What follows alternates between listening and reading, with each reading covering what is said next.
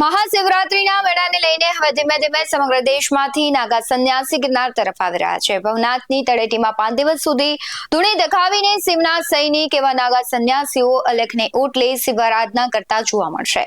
ભવનાથની ગિરી તળેટી શિવમય બનતી જોવા મળશે, ત્યારે મહાવદ નોમના દિવસે ભગવાન અને મહાદેવ પર ધ્વજારોહણ કરીને મહાશિવરાત્રી મેળાને શુભ શરૂઆત કરવામાં આવશે। હવે ગણતરીના દિવસો જ શિવરાત્રીને મેળાને બાકી રહ્યા છે, ત્યારે મહાશિવરાત્રીના મેળાને લઈને મહેશ ગીરીનું મહત્વનું નિવેદન સામે આવ્યું છે। નમસ્કાર, આપની સાથે હું ભગવતી વિશાવડિયા। આમ તો મહેશ ગીરીની ગાદી વિવાદથી લઈને દરેક વ્યક્તિ ઓળખે છે। ગાદી બાદ તેમને મહાકુંભમાં સ્નાન માટે મનાઈ કરાઈ હતી, તેમ છતાં તેમણે પ્રયાગરાજમાં ડૂબકી લગાવી। હવે મહાશિવરાત્રીનો મેળો આવી રહ્યો છે, ત્યારે તેમણે સરકાર અને વિધર્મીને લઈને આકરા પ્રહાર અને નિવેદન આપ્યું છે। આવો સાંભળીએ શું કરી રહ્યા છે મહેશ ગીરી। મારા હિન્દુ ધર્મનો છે એટલે શહેરનો મેળો નથી, આ ધર્મનો મેળો છે, તો ધર્મના મેળામાં ધર્મના નિયમ હોય। તો આ હિન્દુ ધર્મના અંદર અમારો આગ્રહ છે કે કોઈ વિધર્મી આપ સૌ અહીંયા બગી કે દુકાન કે એવું કઈ લાવવું નહીં, લાવો તો પછી આપણે પોતાના જવાબદારીથી લાવજો। બધાએ મળીને આપણે આગ્રહ કર્યો છે, એનું ધ્યાન રાખવું। સરકારને ખાસ વિનંતી કરી છે, પોલીસને ખાસ વિનંતી કરી છે કે ઘણા એવા વિદ્રોહી તત્વો, ઘણા એવા બહારના સાધુઓ અહીંયા મેળો બગાડવાના પ્રયત્નમાં છે, એટલે પૂરી તકેદારી સાથે આ વખતે ધ્યાન રાખવું કે મેળાના અંદર કોઈ પણ એવું ઘર્ષણ ન થાય। બાકી અમે જાગૃત કરી શકીએ છીએ, બતાવી શકીએ છીએ। ઘણા લોકો પોતે પાછળ અને આગળ બીજાને કરીને આવું બધું કરાવતા હોય છે, પણ આપ સૌ ધ્યાન રાખશો તો ઘર્ષણ નહીં થાય, શાંતિથી મેળો થાય। અમે સ્થાનિક છીએ તો અમે 12 માસે અહીંયા રહીએ, અમે 12 માસે રહીએ તો અમારો મેળો છે, એટલે અમે તો કોઈ દિવસ ખરાબ કરવાના પેલા મારે રહેવાના જ નથી, 12 માસ અમને રહેવું છે। પણ બહારના લોકો આવે, બહારના એવા તત્વો આવે ને એ બધું ખરાબ કરીને વહી જશે, તો એની ખાસ ધ્યાન રાખવી, એનો નોંધ લેવી અને અધર્મીઓને હવે કાઢો અહીંથી। બસ આ બહુ આગ્રહ સાથે કરી રહ્યો છું। અને સંગમ મહાકુંભના 144 વર્ષ પછી જે મહાકુંભ થયો, એ સંગમનું તીર્થ લાવ્યો છો બધા સંતો સાથે ને અહીંયા આગેવાનો સાથે। હમણાં અમે એ જળ ગિરનારના પહેલા પગથિયે અમે ચઢાવ્યું અને સંકલ્પ લીધો કે ગિરનારનો મહાશિવરાત્રીનો મેળો ભવ્યાથી ભવ્ય થાય, અધર્મનો નાશ થાય અને અધર્મીઓ ગિરનાર છોડીને ભાગે।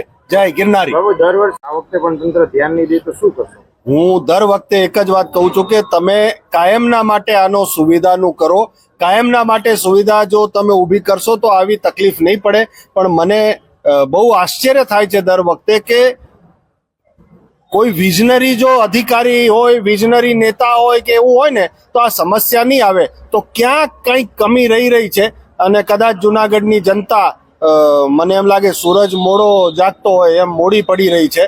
નહીં તો જાગૃત જનતા હોય, જાગૃત નેતા હોય, જાગૃત પ્રશાસન હોય તો બહુ જલ્દીથી આ થઈ શકે છે। અંબાજી ને શિરડી ને એવા મોટા મોટા જગ્યામાં તમે જાઓ, કેટલો કાયમનો સુવિધાઓ ત્યાં થઈ રહી છે, તો એવી સુવિધાઓ પર તરત પગલાં લેવા જોઈએ। બાપુ, અગાઉ રાખેલી જે આ મીટિંગ છે, એના જે આપનારા સૂચનો છે એ તંત્ર દ્વારા લેખિતમાં તમે એવી માંગણી કરી શકો કે આ જે છે? હા, અમે દર વખતે અમારી પ્રેસ પત્યા પછી એક દિવસ હજી રાહ જોઈએ કોઈને સૂચના આપવા હોય તો, અને બીજા ત્રીજા દિવસે અમારા પ્રતિનિધિઓ દ્વારા કલેક્ટરને પત્ર આપવામાં આવે છે। અને હું એ પણ કહું કે એવા પત્રોને ગંભીરતાથી લેવાય છે, મિટિંગોમાં વંચાય છે અને તરત એના ઉપર કામ પણ થાય છે। જેટલા કામ થવા જોઈએ એટલા કદાચ ન થાય, કેમ કે ટાઈમના લીધે મોટી લાંબી સુવિધાઓને ટાઈમ લાગે, પણ ઘણા ખરા કામ પણ થાય છે। બાપુ, દર વખતે સરકાર વાયદો કરે છે સુવિધાને લઈને, પણ કરતી નથી। દર વર્ષે એક જ પ્રશ્ન આવે છે, તો હવે આ વર્ષે પણ એ પ્રશ્ન આવશે તો તમારો સ્ટેન્ડ શું હશે? મેં આપને ફરી વખત કીધું કે ક્યાંક ના ક્યાંક તમે જુનાગઢને સજા રૂપે કોઈને મોકલવા હોય એવી રીતે ના જુઓ। જુનાગઢ એક બહુ મોટી ધર્મનગરી છે અને આવતા દિવસોમાં પ્રયાગરાજ, હરિદ્વાર એવી રીતે આ શિવરાત્રીનો મેળો અહીંયા કુંભ મેળા જેવો થવાનો ચાલુ થશે। થોડુંક અહીંયા સુવિધાઓ જો તમે વધારશો તો ગુજરાતનું ગૌરવ વધશે। ગુજરાતનું એક બહુ મહત્વપૂર્ણ તીર્થ છે, એની ગરિમા હજી વધશે, દેશ વિદેશથી શ્રદ્ધાળુઓ આવશે। એટલે હું આપને વિનંતી કરું છું કે આપ તાત્કાલિક આને કરો અને પછી નિર્ણય કરશું। અત્યારે તો છેલ્લા જે મેળો થયો છે એમાં જે સાધુ સંતો સ્થાનિક સંતો છે એ કઈ રીતની ગંભીરતા લે છે? ભાઈ એવું છે, સ્થાનિક સંતો તો ગંભીર છે, પણ સરકાર પૂછવી તો જોઈએ ને. સ્થાનિક સંતોને નથી પૂછતી, બહારના સંતોને પૂછે, એટલે જ તો તકલીફ થઈ રહી છે. તકલીફમાં અત્યારે સ્થાનિક સંતો છે, એને પૂછવો જોઈએ ને. 2 દિવસ 4 દિવસ આવતા હોય એને પૂછી લે. હવે સરકારે જરાક વિચાર કરવું જોઈએ કે તમે સ્થાનિક સંતોને વોટરો તો તમારા સ્થાનિક સંતો છે, બહારના લોકોને તમે પૂછો છો. આનાથી ગુજરાતની ગૌરવ થશે કે બદનામી થશે? એટલે જરાક હવે ધ્યાન આપવું જોઈએ.